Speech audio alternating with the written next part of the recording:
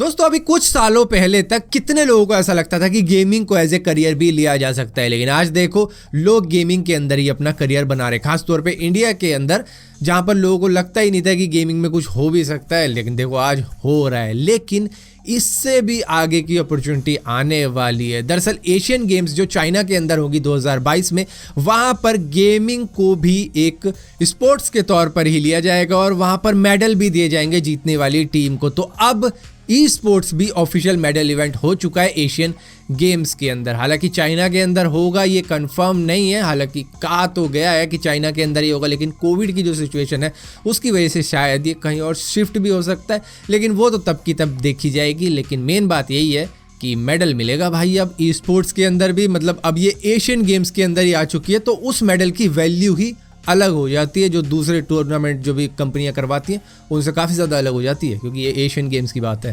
दोस्तों faster internet आजकल हर कोई चाहता है, चाहे मोबाइल यूज़र हो या फिर डेस्कटॉप यूज़र हो या फिर टैबलेट यूज़र हो, इंटरनेट से जुड़ा हुआ है तो मतलब उसको चाहिए तेज़ इंटरनेट। अभी हम 4G यूज़ कर रहे हैं, उसकी स्पीड इतनी ज़्यादा नहीं है, लेकिन जब हम 5G पे जाएंगे तो आपको ज़मीन आसमान का अंतर देखने को मिल जाएगा। मतलब मिनिमम स्पीड 100 MB/s की हो सकती है और ये जा सकती है 20 GB/s तक। तो मतलब देख लो क्या अंतर है 4G और 5G के अंदर। लेकिन US एविएशन ऑफिशियल्स का ये कंसर्न है कि भैया 5G की वजह से कैटास्ट्रॉफिक प्लेन क्रैशेस भी हो सकते हैं, जिसके अंदर एक पूरा का पूरा एविएशन ग्रुप है इंक्लूडिंग US मिलिट्री। यहाँ पर FCC को कहा गया है कि भैया इस पर रोक लगाओ जो 5G का रोल आउट चल रहा है US के अंदर, क्योंकि यहाँ पर ये जो फ्रिक्वेंसी है 3.7 GHz टू 3.98 GHz वो हमारी रेडियो फ्रिक्वेंसी के साथ में क्लैश हो सकती है, जिसकी वजह से हार्मफुल इंटरफेरेंस होगा 5G और हमारे रडार अल्टीमीटर के अंदर, जिसकी वजह से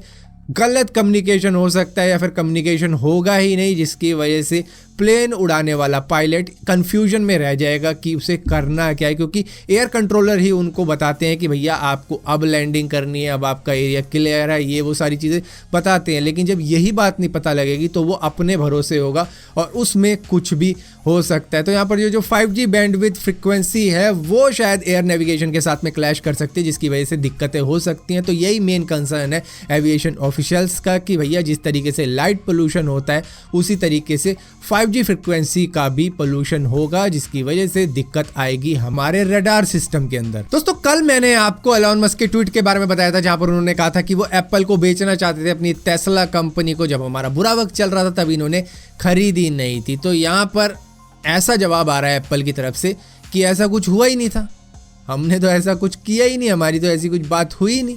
ये कहाँ से आ रहा है ट्वीट? दोस्तों कोविड-19 की वजह से इंटरनेशनल ट्रैवल में काफ़ी ज़्यादा दिक्कतें आई हैं। अब तो मतलब दूसरा बंदा जो आ रहा होता है दूसरी कंट्री से, उस पर तो शक रहता है कि भाई यही कोविड-19 लेके यार। अब देखो यूके के जो रहने वाले थे, जो इंडियन रह रहे थे यूके के अंदर, वो फटाफट भाग के आ गए, क्योंकि वहाँ पर नया स्ट्रेन चालू हो गया कोविड-19 का। अब उसमें से जो आए थे उसमें से 6 पॉजिटिव निकले। अब दिक्कतें यहाँ बढ़ने वाली हैं। अगर ऐसा ही रहा तो भैया इनको तो कहीं संभाल के पैक करके रखो, इन्हें खुला मत छोड़ देना पिछली बार की तरह। खैर वो बात अलग है, लेकिन इस चीज़ को हटाएगा कौन? मतलब ये जो दिक्कतें आ रही हैं, तो उसके लिए आईसीसी ने क्या किया है कि उन्होंने AOK पास नाम की एक एप्लीकेशन तैयार कर दी। अब आईसीसी वो नहीं कि इंटरनेशनल क्रिकेट काउंसिल, वो नहीं, ये है दरअसल इंटरनेशनल चेंबर ऑफ कॉमर्स। इन्होंने एक एप्लीकेशन तैयार करी है जिससे ये होगा कि आपको एक तरीके का डिजिटल कोविड-19 हेल्थ सर्टिफिकेट मिल जाएगा कि इस बंदे को हो चुका है या हो गया था या कभी हुआ ही नहीं। तो ऐसी चीज़ें इससे पता लग जाएंगी। इस तरीके का एक सर्टिफिकेट मिल जाएगा जिससे कि आप इंटरनेशनल बॉर्डर आराम से क्रॉस कर पाओगे। तो सिंगापुर का सिटीजन पहला व्यक्ति बन चुका है जिसने इस एप्लीकेशन से अपना डिजिटल सर्टिफिकेट बनवा लिया है। अब ये क्या कर सकता है? देखो ये एक तरीके का वैक्सीनेशन सर्टिफिकेट भी हो सकता है कि भैया इस बंदे को वैक्सीन लग चुकी है, या फिर ये हो सकता है कि इसको कोविड हो चुका है, अब इसको होगा नहीं, इम्यूनिटी इसने बूस्ट कर ली है, मतलब एंटीबॉडी क्रिएट हो चुकी है इसके शरीर के अंदर कोविड-19 को लेके। या फिर ये जो प्रोसेस रहता है पूरा का पूरा, एयरपोर्ट से निकलना, दूसरी कंट्री में जाना, वहाँ पे चेकिंग, ये करना वो करना, तो वो सारा सिस्टम अब थोड़ा एक्सेलरेट करेगा इस एप्लीकेशन की वजह से, क्योंकि बंदा पहले ही अलग जगह पे प्रूफ करके आ चुका है कि भैया मुझे हुआ था, या अभी तो है नहीं, या फिर वैक्सीन लग चुकी है, या फिर कई तरीके की कैटेगरी, करीबन 6 चीज़ें हैं इसमें। जो अलग अलग तरीके से हेल्प करेंगी बॉर्डर क्रॉस करने में। दोस्तों पोप फ्रांसिस के बारे में तो आपको मालूम ही होगा, जो कि पिछले महीने काफी ज्यादा चर्चा में आ गए थे जब इन्होंने एक ब्राजीलियन बिकनी मॉडल के इंस्टाग्राम की फोटो को लाइक कर दिया था जिसका नाम है नाटा गाटा।